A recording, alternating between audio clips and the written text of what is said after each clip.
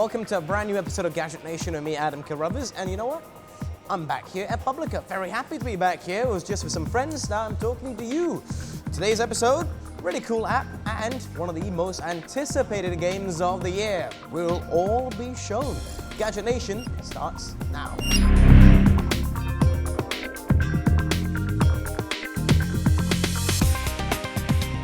Every now and then, something comes along which completely changes the way you use the internet, or perhaps something associated with the internet, like a smartphone, for example. Also, sometimes something comes along and it completely changes the way we access our news. Think of Twitter and the effect of people tweeting and how you get your news from that. Now, there's a new app out called Sumly, which aims to do the same thing for you and your news. Let's find out what it's all about.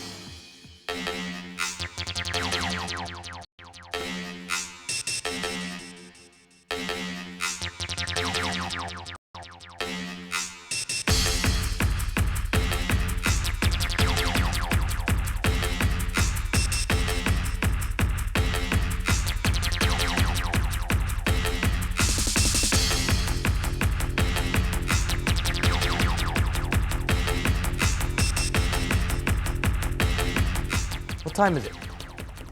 There's never enough time, is there? There's never enough time to actually do what you want to do. So nowadays, everything comes in little small doses. That's exactly what I'm going to show you right now with an app called Sumly. Now, why do I talk about time? Okay, supposing there's a whole bunch of articles you want to read. A lot of the time, you can actually save it for later, and when you're alone, you can read it. But half the time, I forget. I keep mentioning the word time because this is a time saver. Sumly will summarize all your summaries. As simple as that. I know it sounds confusing. Let me talk you through it. What it does is, it's an application which will access lots and lots of websites, and it's based on categories. Now you can also add keywords you like, because I'm really stupid, I added a category Brad Pitt.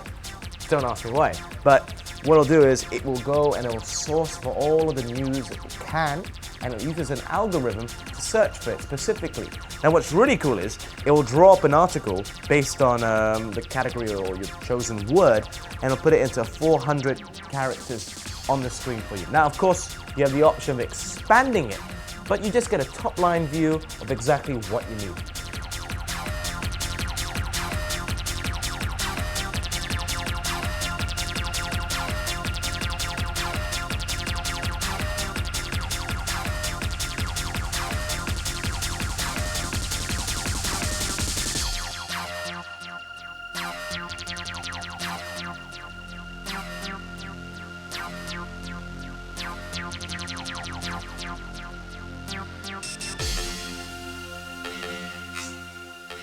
Okay, so this app, I have to tell you, is absolutely beautiful. I mean, it's very reminiscent of a Windows mobile device in terms of the colors and the tile-based icons, as you can see right there, albeit it's much more stretched out. Not so much of a box, but more of a rectangle. I'm so smart. But anyhow, let's go straight into it. For example, if I go into entertainment and arts, so it has some news there, as you can see. Now this one is all about gestures. It really, really is key, and it's very smooth and intuitive. For example, swipe across like that, very fast, as you can see, swiping across. Now if you scroll up, it'll go back to there. Now if I open up where I was just now, if I scroll down, it will actually expand into the entire article. So that itself is pretty nifty if you ask me. Now my connection's a bit slow, so it's taking a little while to load, but you get the general gist of it. So if I open up another category, of course it will work. Well, I'll go to the same one. I just want to show you this. Social networking. It's all about social networking. If you hold it down, it allows you to share Facebook, Twitter, and you can also message it just like that. Very intuitive, very smooth, very cool.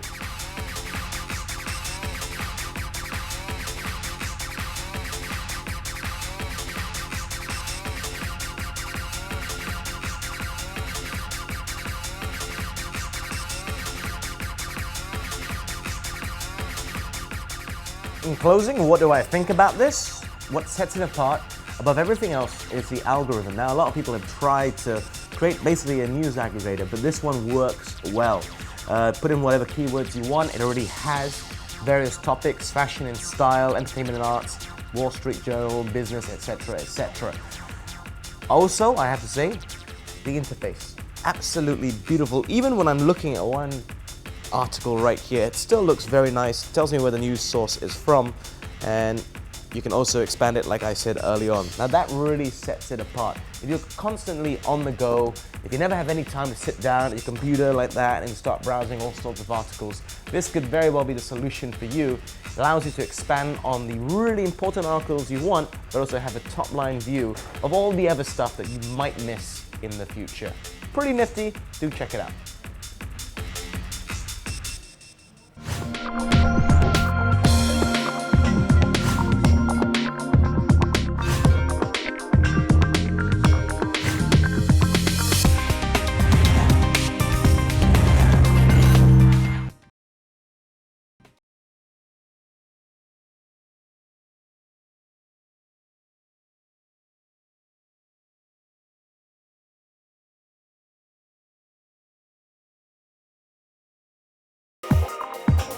On the show today, we have someone really cool, Paul Lewis from The Guardian UK. Now in 2010, he won the Journalist of the Year at the British Press Awards. Now, what he's going to talk about today is the power of social media and crowdsourcing in journalism. Let's hear what he has to say.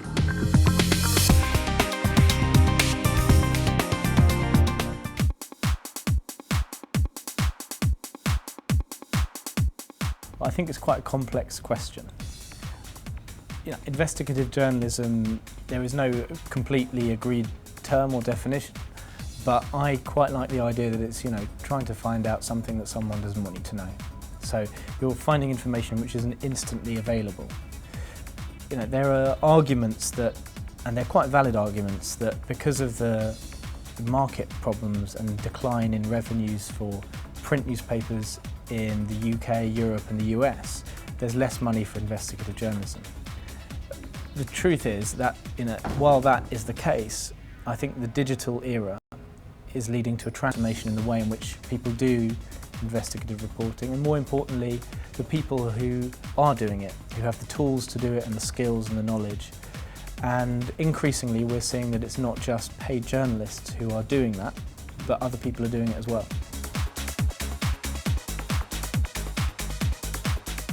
Well, from the technology perspective, I was using a BlackBerry, which are very good reporting tools for a number of reasons. Firstly, far better for typing than iPhones.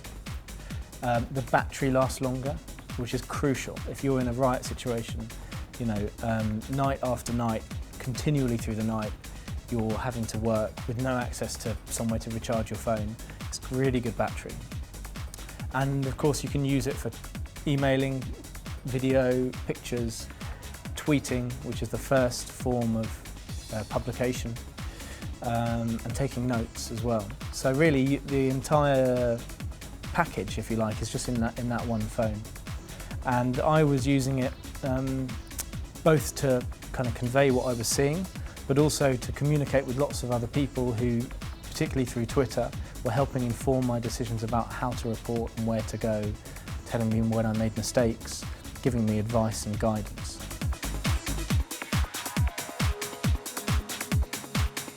Yeah, it depends. I mean, now we have iPhones, which are better for video and better for uploading, and we would just upload usually just to a kind of private YouTube account, and pictures can be emailed.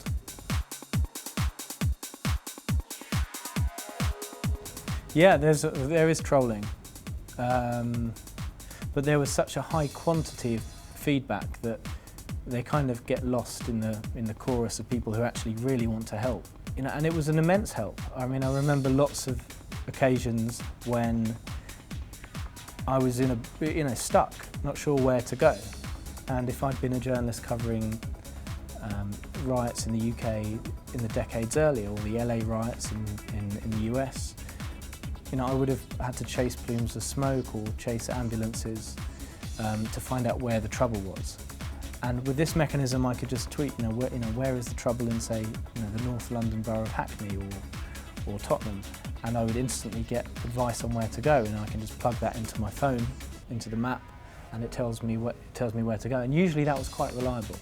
So on the whole, there were occasions when people were not helpful and joked around and told me they didn't like what I was doing. But for the large part, I think people were appreciative. You know, there was a lack of information, as there often is in crises.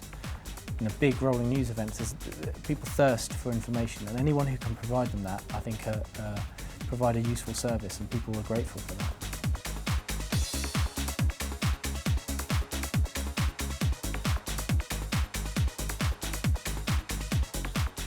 Well, I might be wrong on this, but my sense is that mobile phone penetration is pretty high everywhere. I mean, even in the least developed countries. And most mobile phones have got some recording device on them. So that's a game changer. It doesn't really matter that, you know, say that people have less access to Facebook or Twitter. I mean, it matters in terms of the speed in which the information comes out, but the crucial part is that it's recorded. And if you look at any conflict around the world right now, anywhere in the world, that conflict is being recorded. Big things that happen, controversial things that happen, it becomes an instinct now for people to take their phone out of their pocket and record what they see. Now, if you're a journalist who works in the sphere of, you know, finding evidence, then that's brilliant. You know, it's something we've never had before. We would have had to have the good fortune of having a camera person or a photographer in the vicinity, serendipity. And instead now we have pretty much, you know, for big events, blanket recording by citizens who, if we play our cards right, we can work in a collaborative way to get the story out with.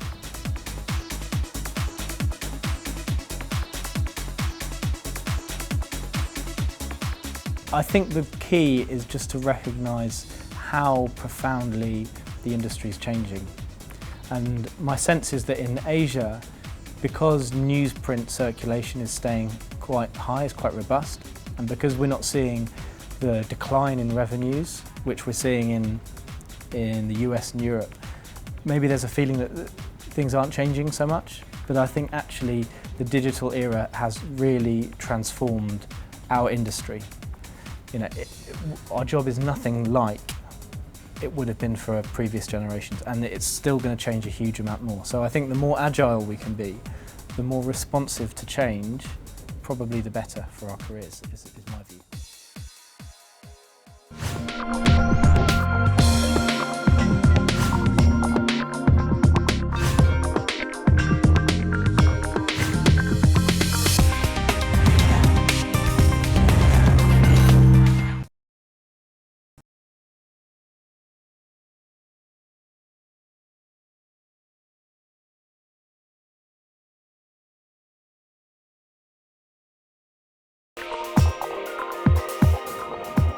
Brief history of the Xbox. When the first one came out, not the 360, the one before that, the original Xbox, one of the games that really sold it was Halo, and it changed the way we use multiplayer forever with Xbox Live, etc. Of course, Halo 2 came out, and the Xbox 360 saw various incarnations like Halo 3, ODST, and Reach. Now, Bungie has left the scene officially. They're the guys that developed the original Halo series, and newcomers have come in with Halo 4. How do they stack up? Avery decided to find out.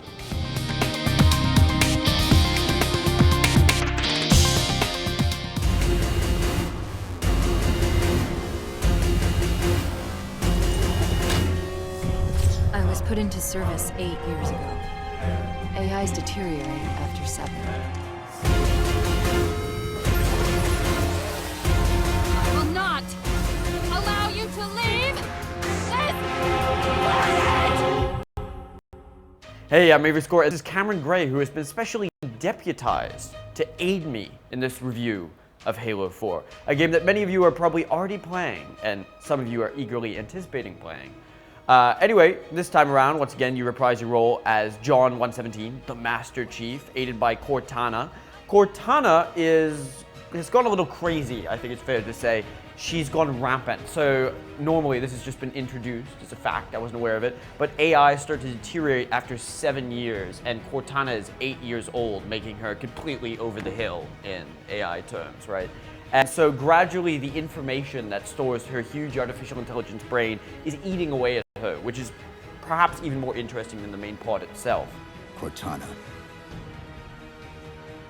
I was put into service 8 years ago. 8 years. AIs deteriorate after 7, Chief. The main plot is you're trying to take back one of the forerunners, the Didact, whom you've encountered before. A little bit like Dido, except fewer syllables with Eminem, and a greater desire to kill you. I won't give too much away about the plot for those who are really hardcore fans and read all the novelizations and everything. But yeah, Cameron, did you enjoy this title?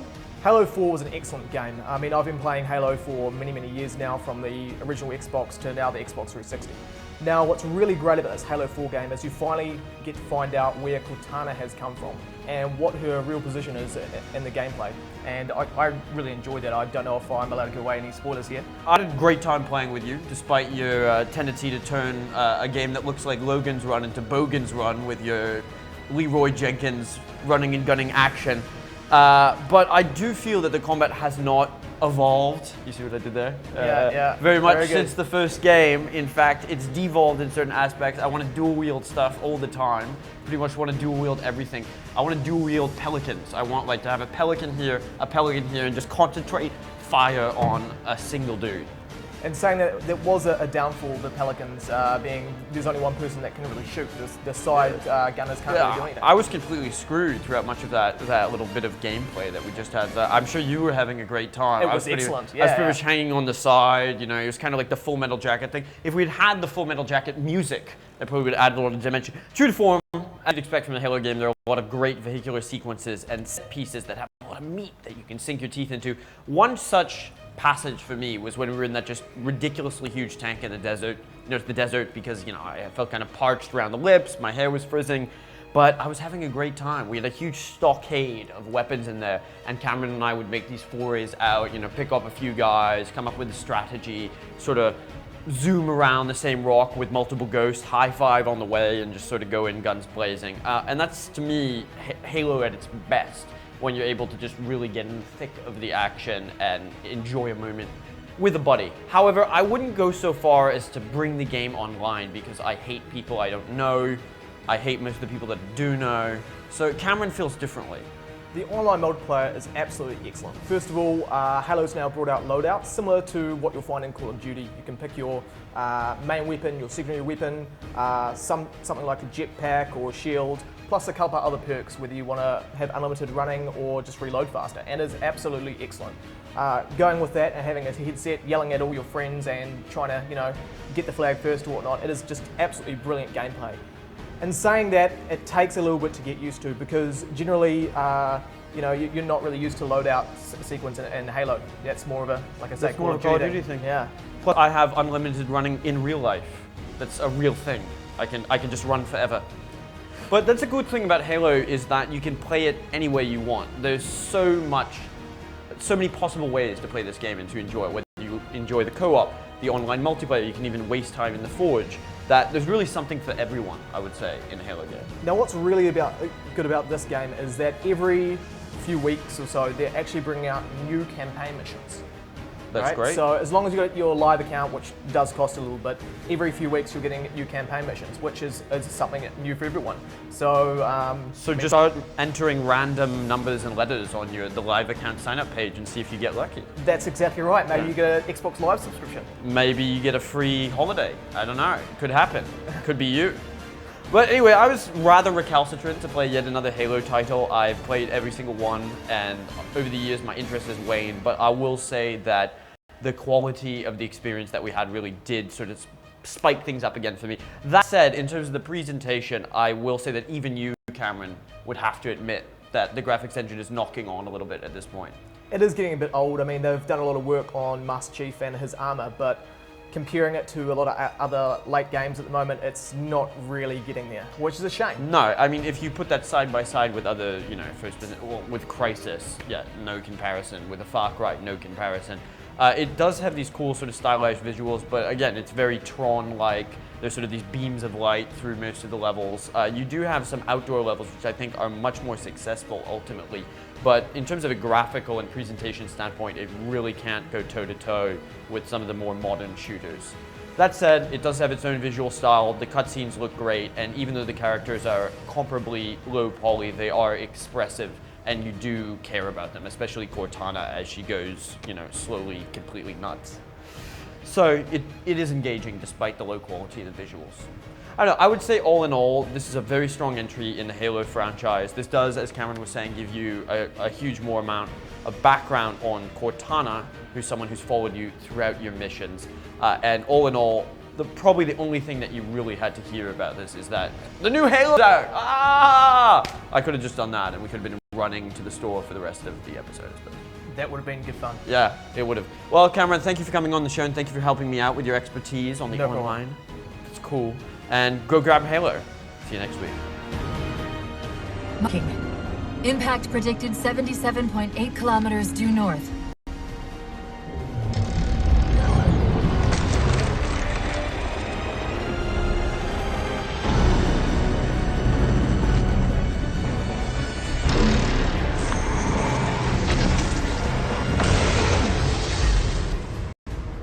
You know where it's heading. Same place we are. Ooh, Halo 4, you've got me excited, Avery. I can't wait to crack it open and give it a shot because I loved all the other Halos. This one looks just as good. Anyhow, that's the end of the episode. I want to give a big shout out once again to Publica for hosting us here today. It's been really, really awesome, I have to say. Find us on Facebook or Twitter. My name is Adam Carruthers. Until next time.